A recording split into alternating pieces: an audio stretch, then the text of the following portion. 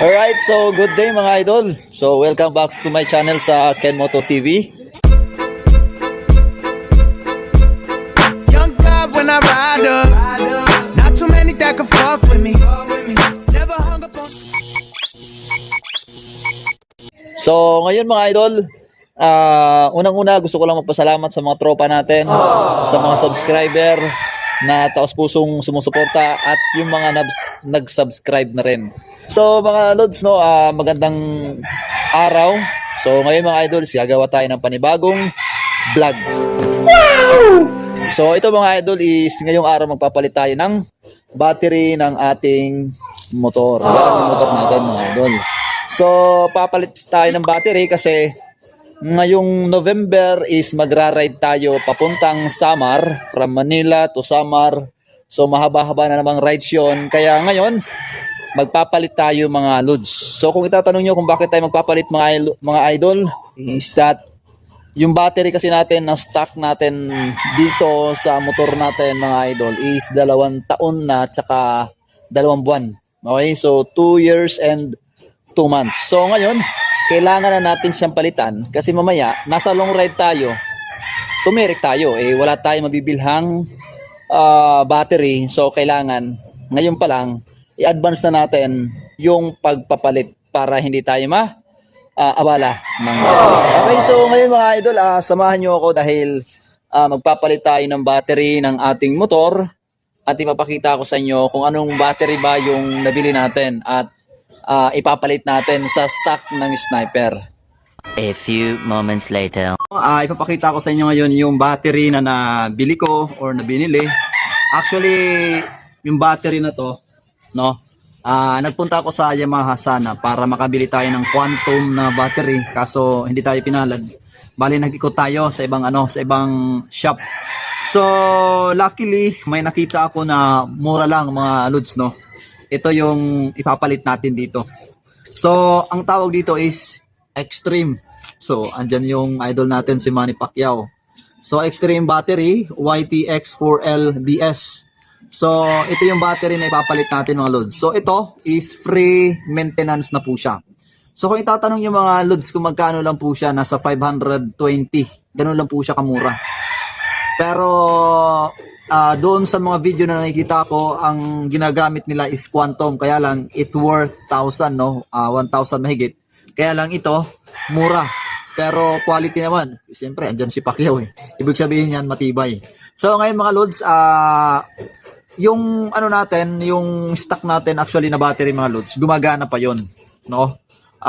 Na-start pa yon. Kaya lang syempre, hindi naman natin alam, anytime pwede yon mawalan ng kuryente. And sa tagal na rin mga idol, no, 2 taon tsaka 2 buwan, so sulit na yon sa battery natin. Kaya lang, yun nga lang, so gumagana pa. Ngayon mga lods, kahit gumagana yan, papalitan lang natin yan, pwede natin pang-reserva. Sabihin natin stock lang muna, dalhin natin baka for emergency pwede natin siyang gawing backup. So kaya ngayon papalitan na muna natin siya ng siguradong bago para ibig sabihin hindi tayo mabitin sa ride natin ngayong November. So samahan nyo ako sana sa November mga lods, no, sa aking rides sa Samar. So ngayon mga lods, papalitan natin yung battery ng motor natin. So sana maganda yung battery na to. Okay? So, stay tuned lang mga lods. Papalitan na natin. Right?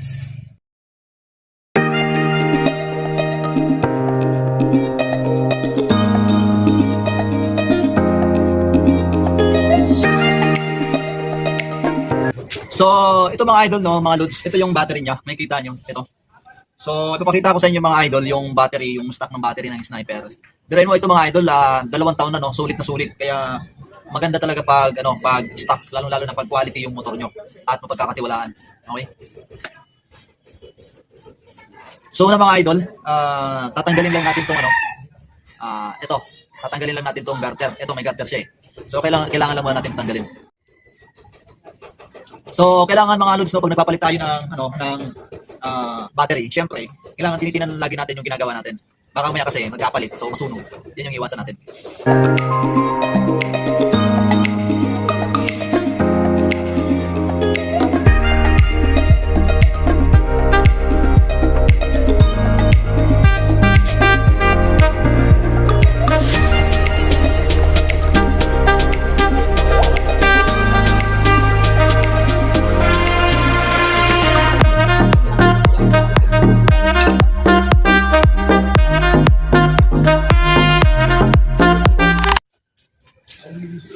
Alright, so mga idol, ito pala yung existing na battery, no?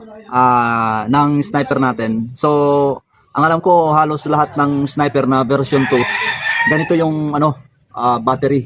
So, sulit na sulit to mga idol yung battery na to. Kasi, 2 taon biruin mo yun, no? So, matibay talaga siya, tsaka maasahan. Okay, quality. So, ang tatak niya is Astra GS, no? Sealed, ibig sabihin ng MF maintenance free. So, yun yung maganda sa mga battery na to. So, ito mga loads, no, actually gumagana pa to, kaya lang pinalitan lang natin. So, i-stock na lang natin to. Papalitan lang natin siya ng bago. So, GS sealed, maintenance free. So, yan yung stock ng battery ng sniper. Ipapakita ko sa inyo yung ipapalit natin. Alright, so yun mga idol, no, ito yung ipapalit natin, yung Extreme. Okay, so Extreme YB 4LBS. So, ito yung ipapalit natin. Extreme. Okay, so ano din to mga loads, no? Maintenance free din siya. Okay, naka-seal din po siya. So, ito naman yung sa stock. So, parehas po siya yung laki, no? Makikita nyo. And, yan, parehas yung laki. Okay? So, yan mga loads, no? Samahan nyo ako dahil papalitan na natin, ilalagay na natin tong Extreme. Pacquiao.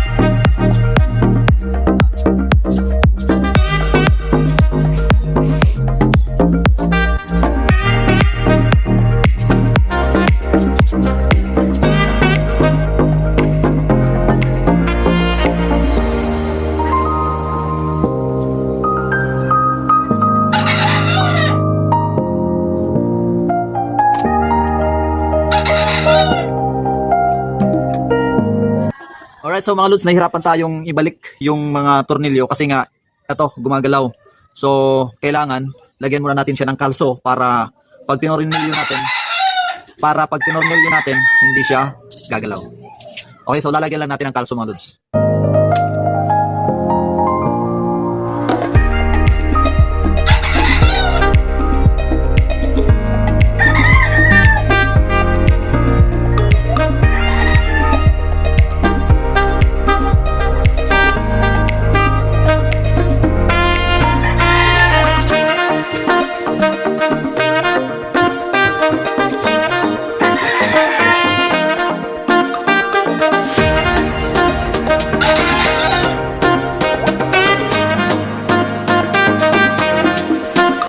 A few moments later. A few inches later. Alright, so mga idol, nalagyan na natin ng kalso yung tornilyo dito para hindi siya gumagalaw pag tinutornilyohan natin. So yan yung challenge sa mga nagkakabit ng battery. So ayan mga lods, no. Okay, so ayan. Nilagyan natin ng kalso, magkabilaan yan mga lods, no. Yan. Kasi pag di natin nilagyan ng kalso yan mga lods, bababa po yan tapos hindi natatama yung tornilyo. Kaya nilagyan natin ng kalso. Yan. Tapos magkabilaan. Pag tinignan mo diyan, oh yan, pasok na siya mga lods. So yan lang po yung technique na dapat na alam natin.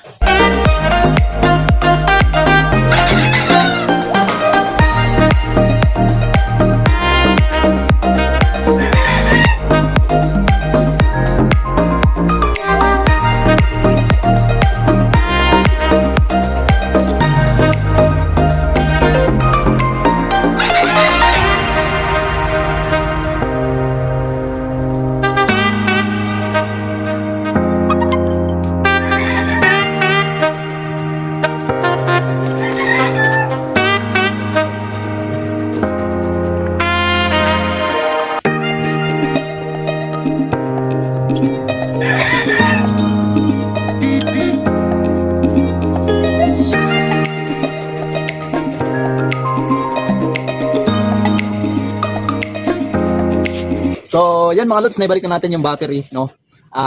Madali lang, ganun lang kabilis magpalit ng battery, mga idol. So, mas challenging pa yung pagbabalik ng tornilyo.